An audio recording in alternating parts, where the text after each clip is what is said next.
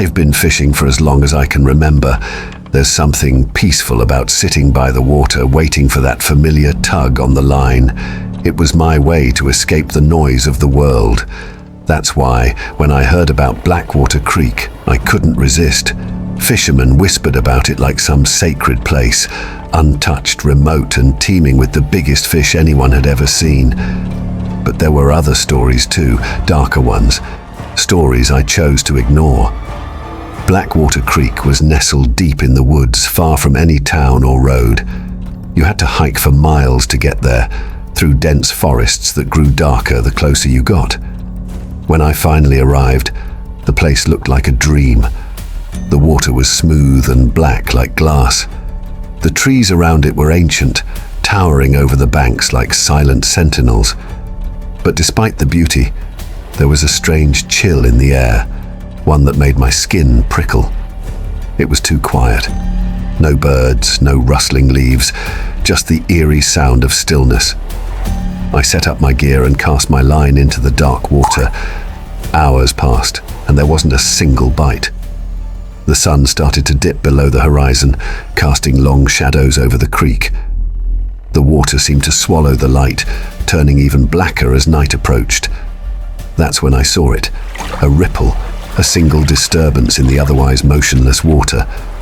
I leaned forward, gripping the rod tightly, heart pounding. Then I felt it, a tug, strong and sudden. My line tightened, pulling so hard it nearly yanked the rod from my hands. Excitement surged through me. This was it, the big catch I'd been waiting for. I fought against the pull, but whatever was on the other end was stronger than anything I'd ever hooked. My hands started to shake as I reeled it in, my muscles straining. But something wasn't right. The tugging didn't feel natural. It was erratic, almost frantic, like something was struggling not just to escape, but to drag me in. I pulled harder, my heart racing, and that's when I saw it, a figure rising slowly from the water. At first, I thought it was an animal, but as it emerged, my blood ran cold. It was a man, or at least it looked like one. His skin was pale, bloated, waterlogged.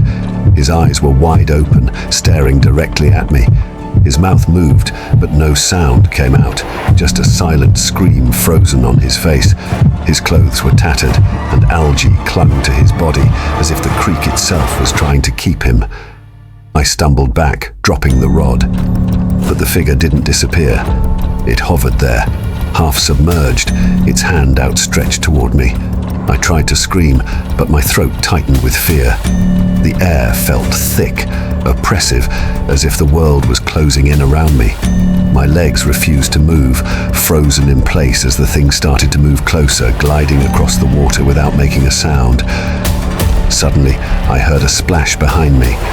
I spun around, only to see another figure rising from the water, this one even closer.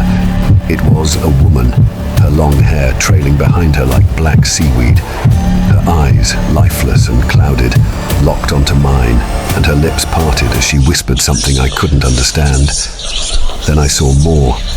Figures emerging from all sides of the creek, silently floating toward me. They were everywhere, their dead eyes fixated on me as they closed in. I bolted. My body finally reacted, and I ran as fast as I could, tripping over roots and rocks as I tore through the woods. Behind me, I could hear the water churning, splashing, as if the figures were crawling out of the creek and chasing after me. The air was thick with the smell of decay and stagnant water. My lungs burned, my legs ached, but I didn't stop until I was out of the woods and back at my truck. I don't know how I made it out. To this day, I still can't explain what I saw. When I told people about the figures, they said I must have been hallucinating, that Blackwater Creek was cursed by the ghosts of those who drowned there over the years. They said anyone who fishes there risks becoming one of them, pulled under by the dead, joining their ranks in the dark, silent waters.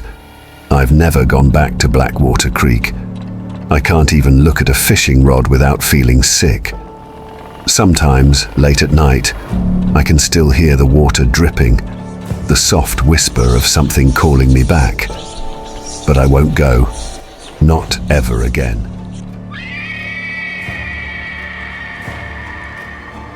Four friends, Jake, Emily, Sarah, and Mark, set off for a weekend of fishing at Blackwater Lake. The lake, nestled deep within a forest, had a reputation among the locals for being a hotspot for anglers, but also for its eerie, unshakable atmosphere. The stories about Blackwater were numerous: whispered tales of strange sounds, ghostly apparitions, and inexplicable disappearances. But to these friends, it was all just folklore, stories meant to spook outsiders. They were there for a weekend of fishing, laughter, and adventure. After an hour-long drive from their small town, they arrived at the lake just as the sun dipped below the horizon. The water shimmered under the twilight sky, and the surrounding woods cast long, dark shadows over the campsite. Emily, always the planner, quickly set up the tents while Jake and Mark gathered firewood. Sarah, the quietest of the group, stared at the lake, entranced by the stillness of the water. "Why is it so quiet here?" she muttered under her breath. As night fell, the four friends sat around the crackling fire, roasting marshmallows and swapping ghost stories.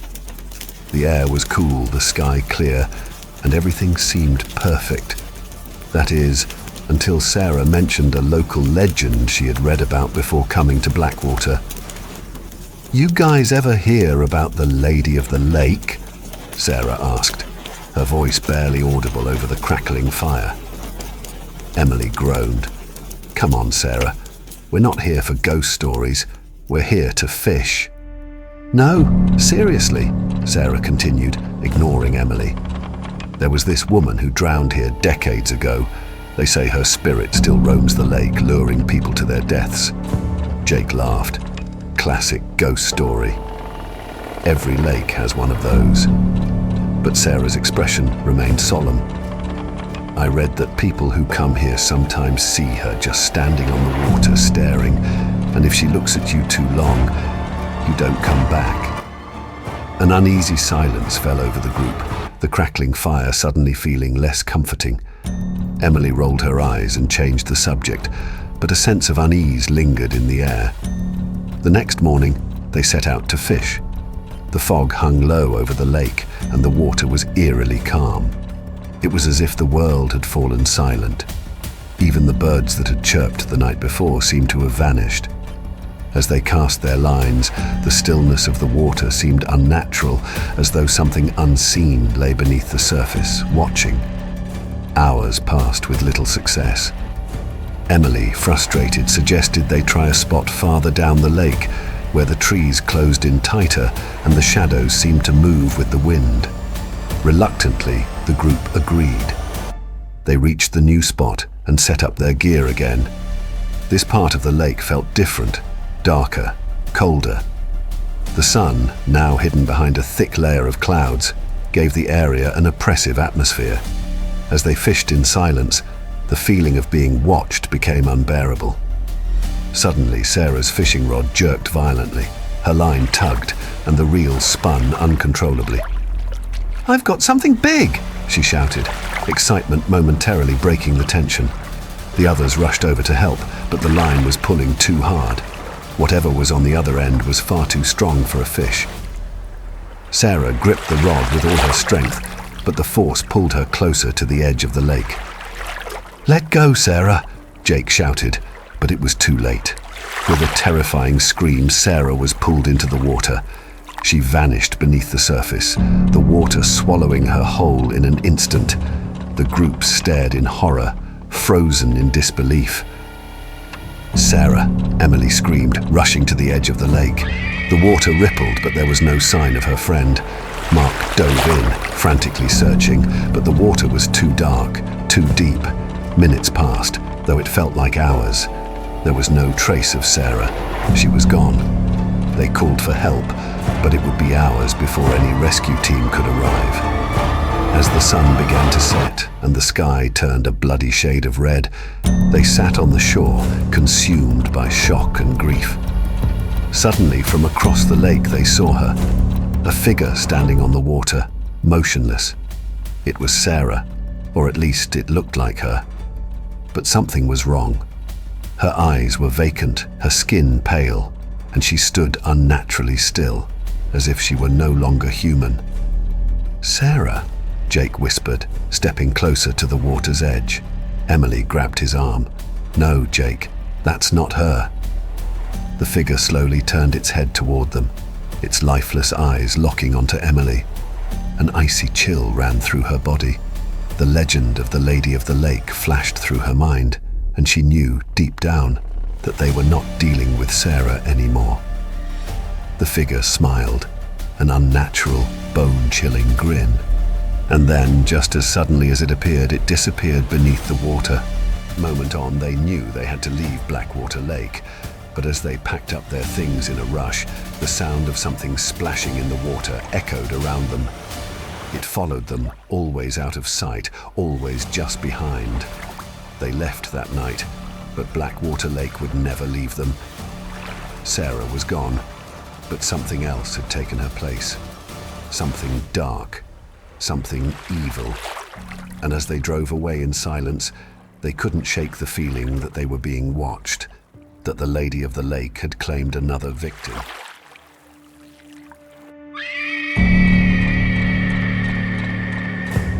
It was a cool autumn morning when a group of 5 friends, Evan, Ryan, Melissa, Josh and Eva, set out for a weekend of fishing at Black Hollow Lake.